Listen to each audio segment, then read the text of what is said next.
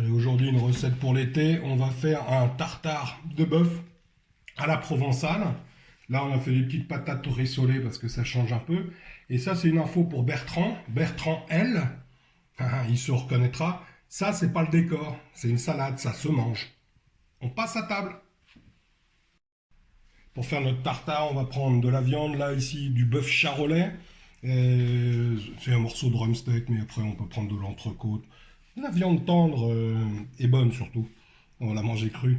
Un gros oignon nouveau, une cuillerée de ketchup, quelques olives noires, ça c'est des méditerranéennes, vous savez, un peu des noyautées, un peu de capre, coriandre fraîche et la tomate séchée, voilà, en compotant, un peu en purée, quoi. Et puis on va hacher tout ça à la main. Bon, et ben alors donc le tartare, il est au couteau, comme qui l'indique, on va le couper au couteau. Hein, si vous avez la flemme, vous allez chercher de la viande hachée, mais ça donne pas du tout le même rendu, hein, parce que la viande hachée, ça va vous faire une sorte de un peu purée quand même, hein, donc ça va pas être très agréable. Donc après, la taille des morceaux, c'est à la volonté. Si on veut un peu plus de mâche, on fait des morceaux un peu plus gros. Mais si on veut un peu moins de mâche, plus petit, c'est normal. Et si on veut de la purée, comme je disais, on prend un steak haché. Vous prenez vos petites lamelles de viande comme ça. Hop, on en fait des petits spaghettis de viande comme ça. Hop, et après, on les remet ensemble, tous, sauf s'il y en a qui sautent. Et pas compliqué. Alors quand vous êtes 3, ça va. C'est vrai que quand vous êtes 10, bon, ben, ça prend un peu plus de temps. Ça, c'est un bon coup, d'ailleurs, à se préparer ça entre potes. Hein. Et puis, si on se fait ça entre potes, eh ben, en buvant un petit coup de rosé, mais de manière modérée, évidemment, parce que on utilise des gros couteaux qui coupent bien. Allez, je vous retrouve une fois qu'on a fini la viande et on s'occupe des accompagnements. C'est parti pour les condiments. Hein, je vous disais précédemment, les accompagnements, c'est pas les accompagnements, c'est les condiments. Hein, alors, hop, pareil, l'oignon, on le hache bien fin. Toujours pareil, on fait attention aux doigts, surtout si on a commencé la bouteille de rosé, ce qui n'est pas mon cas évidemment. Hein, parce qu'on n'est pas là pour... Toujours attention à ses doigts. Voilà. Hop, et voilà. Hop, et alors regardez, j'ai changé de pot parce que, ben pourquoi? Ben tout simplement parce que l'autre était trop petit.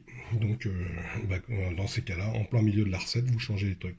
La coriandre toujours, hein, les fruits, les feuilles, on fait une boule comme ça.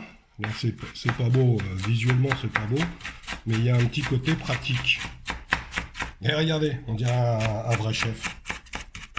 Et comme à la télé. Hein, comme à la télé. Et voilà. Voilà. Ensuite, les olives noires. Alors comme elles sont dénoyautées, ben, ça a un petit côté pratique. C'est un peu pareil, on essaye de faire des petits tas. Alors comme ça glisse, il faut faire attention parce que si ça glisse et que le doigt vient avec l'olive, bon, bah, il passe sous le couteau et... Remarquez, c'est de la viande crue. Alors non, c'est horrible. Non. On oublie ce que j'ai dit. Hein, on ne retourne pas la scène, mais on oublie. On ne met pas ses doigts. Oui, c'est de la viande crue, mais c'est de la viande crue qui saigne pas. Les capres. Alors pareil, on va essayer. Alors ça devient petit. C'est rond, ça roule. Hein, mais voilà, on essaye de les hacher un peu. Grossièrement, c'est pas non plus faire de la purée. On pourrait le faire à la moulinette. Un jour, il faudra que je la sorte, la moulinette. Là, je vous la sortirai, je ferai une recette de houmous, tiens. Pour vous montrer. Parce que moi, j'aime bien la moulinette, je m'en sers très peu. Mais quand j'en ai besoin, eh ben, elle est vachement utile. Et on a fait ça. Alors, une cuillère de ketchup. Alors, normalement, c'est un peu plus, mais c'est juste que j'en ai plus. Donc, on va mettre 2 belles cuillères à café de tomates séchées en purée. Et là, c'est parti. on va mélanger notre tartare. Hein. Voilà. Hop. Tac.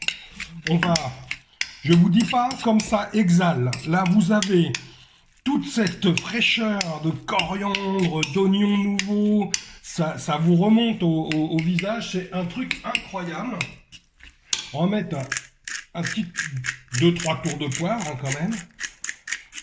Pour le sel, alors pour le sel, vous en mettez une pincée. Là, je vais même pas en mettre, mais voilà, vous en mettez une pincée. Vous le goûtez d'abord, parce que en réalité, les olives noires, elles sont un peu sèches, et je vais vous mettre un filet d'huile d'olive juste pour lui donner un petit côté brillant. Voilà, tant pour le goût que pour la brillance. Et sérieusement, hein, au bord de la piscine avec un petit rosé. Et s'il n'y a pas de piscine, on se met ça tranquillement. Moi, je vous le dis, bon appétit. Hein.